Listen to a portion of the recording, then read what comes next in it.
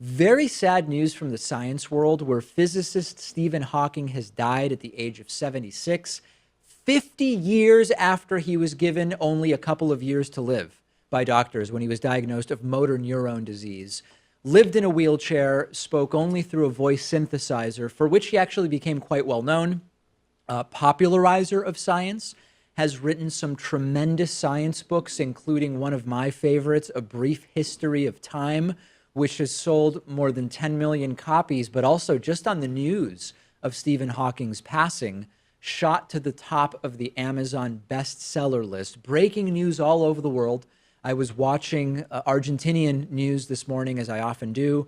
They were talking about it. A real giant in the world of physics. He was the first to put together a sort of unified cosmology theory that combined relativity and quantum mechanics.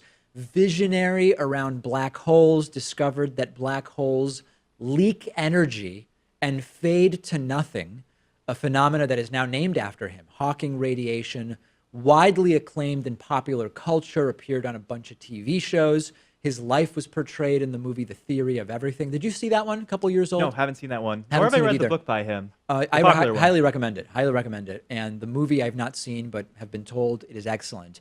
And there's this really interesting Stephen Hawking story that, as a British subject, people often wonder, why isn't he Sir Stephen Hawking? Like, how could Stephen Hawking not have received knighthood?